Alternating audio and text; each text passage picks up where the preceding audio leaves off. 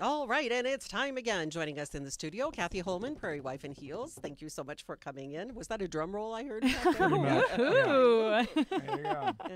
And we're going to be talking about Mother's Day and Mother's Day's do's and don'ts. But before we launch into that, we do want to acknowledge that Mother's Day can be a very difficult time for some people, whether they have lost a child or suffered a miscarriage or lost their mother.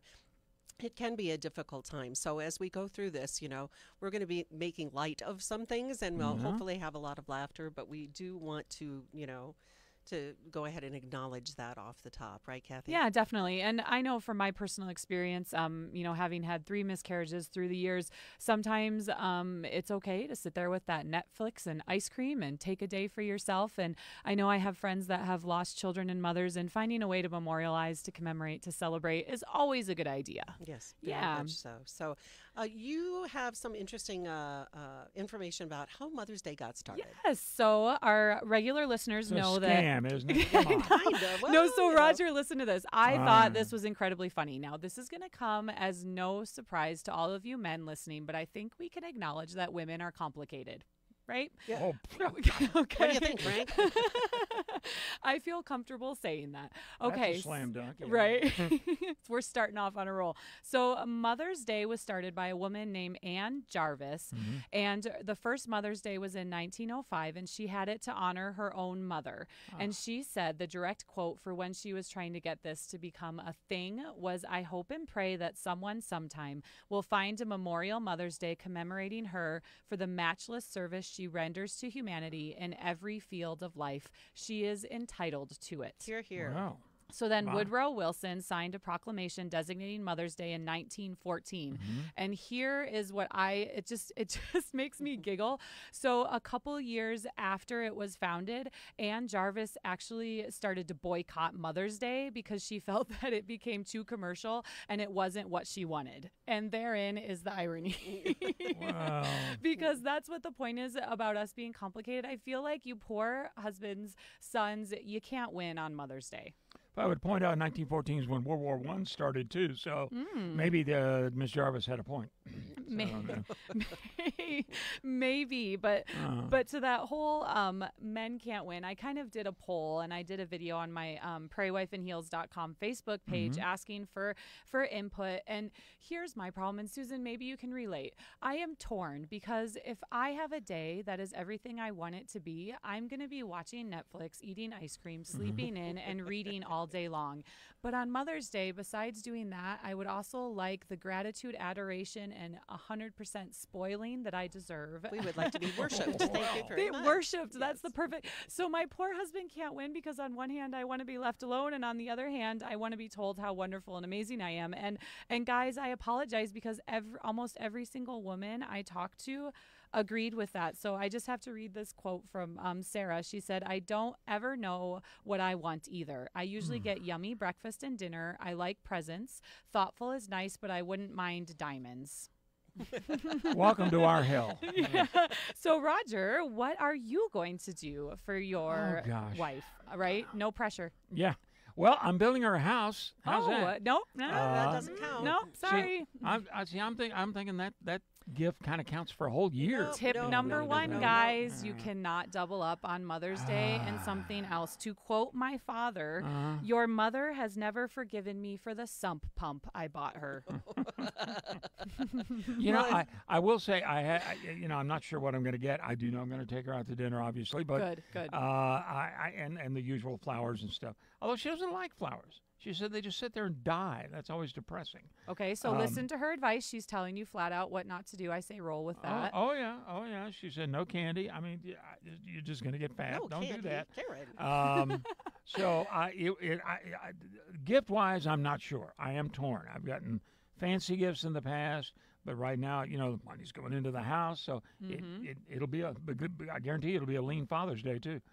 So I don't know. I'm open to suggestions. I'm smart enough to know not a mixer, not a vacuum, not pots and pans. I'm smart Roger, enough right? to know that. I was about to say, so No. I have specific do's and don'ts tips I gathered from all Okay. the comments, and one of them is nothing that plugs in. And if you believe her, and do buy that Roomba she's been asking for, you better get something else too, just in case. Right. Gotcha. Exactly. And kind of along this, my friend Catherine wrote, the worst gift I got was a shower head from my first husband. Well. No card. I had no words. He got me cow slippers another year. Now, did I like slippers? Yes, but what was he saying? And the best gift I received was a homemade card for my daughter on Mother's Day, inspired by me bawling and feeling sorry for myself because I regretted my move out of state. So right so, there. Notice she said her first husband with the shower head. Her current husband. Point that out. Unless it's a very personal Roomba from Victoria's Secret. In that Unless case, you get some vinyl stickers. So here's another tip right here, guys. Tip number 2. I told you I am helping you out, and women, I got your back. I'm trying. So tip number 2, sentimental, kid-created, thoughtful gifts for the win. Every single time. Once again, double up with something bought. My husband, one of the best gifts he ever got me was a photograph album, 2 of, pictures of, I only had 2 kids at the time, so the 2 kids, and then they colored around it. I love it. It still sits on my nightstand. One of the best gifts. I do have to throw him under the bus for a what not to do. So my first Mother's Day ever, I spent in a hotel room in Cody with a 2-month-old baby while he fished for 8 hours with his stepdad. When I realized he wasn't coming back with lunch, I walked across the street to the gas station, noticing the plethora of wonderful Mother's Day cards, went back to the hotel room. He showed up several hours later with one of those Mother's Day cards I saw at the gas station that I specifically recalled because it had a button on the front that said World's Best Mother. And I thought, that is terrible. Who would ever do that? So that was my first Mother's Day. He went fishing with his dad. With a 2-month-old baby. I was with a Mother's Day and left you 2-month-old baby in a hotel room. Come on, we don't have a lot of time to bond, all right? And bonding time with Dad is important. So here's the deal. I just made a whole lot of other husbands look good. And he knew, by the way, I warned him I was going to throw him under the bus. So that is another thing not to do. Do not leave your wife alone. Unless she specifically Mother's Day. asks for it. Okay, so That's there you another go, thing. Susan, right there. I have a woman at the park yesterday. We were playing with our kids, and I just kind of threw this idea at her, asked her what she thought, and she said, I know this is terrible, but the best thing for me for Mother's Day would be a day in a hotel room without my kids. Well, See, and I have done that before. I'm just like, well, what do you Especially want when for your Mother's kids are Day? And I've little. said, well, sometimes when they're teenagers, it's the same thing. I'm not there yet. And I said, here, if you take the boys and go to the driving range or take them to the movies or just get them out of the house and just leave me alone here for a little while, Yep. that would be so nice. and that's why he went fishing with his dad, okay? No, he didn't take the No, baby no, with no. him. Oh, So I see, see. yeah, he left me with a 2-month-old colicky baby. that I'm not still bitter, Roger. I'm not still. I know, upset. you're hiding it well. So another thing that I have to say that I picked up, tip number 3 for you guys that are listening, no cooking. No cooking. On Mother's Day, meaning the women, the wives, the moms should not do any cooking. And this sometimes can be a problem because my mom's out of town. So for me, for Mother's Day, I send her a gift. I send her flowers. But I have friends that have mothers in town, and you're stuck with that. Do I cook brunch for everybody? Am I bitter and angry that even though I'm a mom, I'm up cooking brunch for my mom? And this is where I say, gentlemen, take over, order food in ahead of time. That's why if the you good don't Lord made know how to Domino's. cook. Right, thank you, right? Guys, do all the cooking. And tip number 4, no housework. So if you do cook, clean Clean it up up. after yourself. Well, yeah. I'm Well, helping you guys out. I'm helping you out here. I Well, Roger, appreciate that. Thank you. you say, oh, yeah, like it's a given, but believe me, that doesn't happen Really? that way all the time. Oh, no, Roger, no, no, you no. just must Come be on, I made you steaks.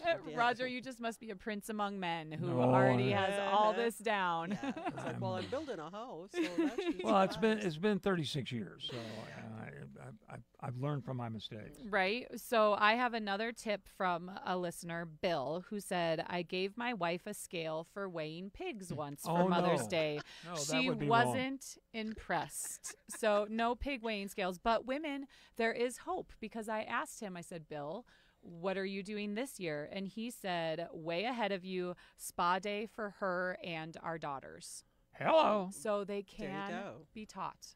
So in the cooking thing, Mine shab doesn't have to fall in on Bill. He knows. He knows what to do. He learned from his mistakes. Hint, hint to my husband. I wanted to read you one of my friends who described an epic fail that she did when she was young. My epic fail of a Mother's Day gift. This is from Pat. For a gift from my mom came way back when I was about 6 or 7. I secretly got up that morning to make my mom breakfast in bed. I wanted to make iced tea, but I wasn't strong enough to pull the lever on those old-fashioned metal ice trays. You remember those? Yep. So I came up with what I thought was a good solution. When I took the breakfast up to Mom, she sipped the tea and looked at it. It looked like a slushie. She asked how I'd made it, and I proudly told her I'd scraped enough frost off the inside of the freezer to fill a whole glass. Oh, no. And But she that's ends sweet, with, right? this was probably the reason my family was never expecting me to cook anything ever.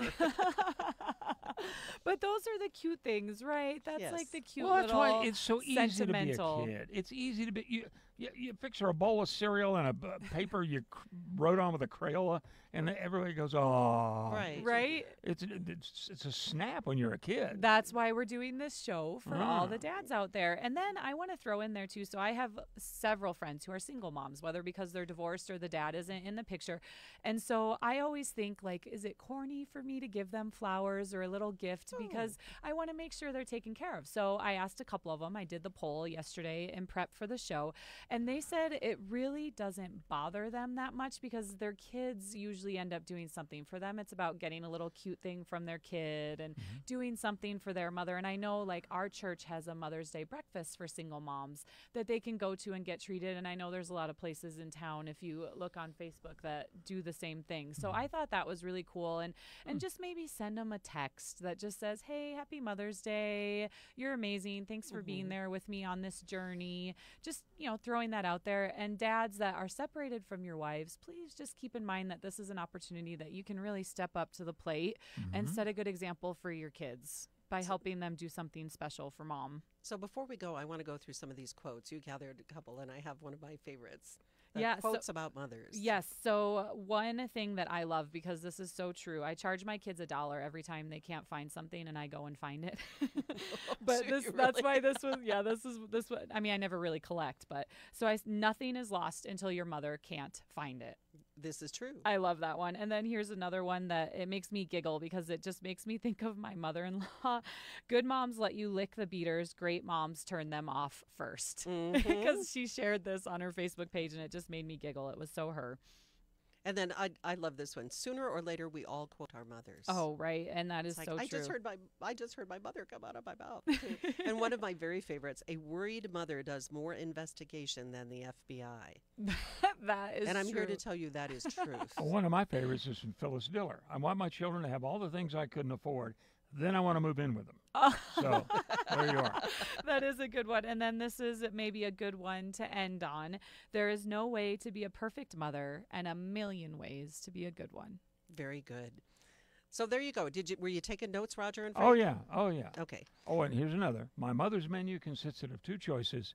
Take it or leave it. Oh, hey, that is definitely There in you my are. house. And guys, just to give you that final tip, we gave you a bunch through here, but just search for the perfect mixture of alone time and showering of love, and better to err on the side of too many gifts than too few. Here, here. Very good. Thank you so much, Cathy Holman, Prairie Wife in Heels. We'll be back again with Cathy next Friday at 9:15. Thanks for having me. Of course.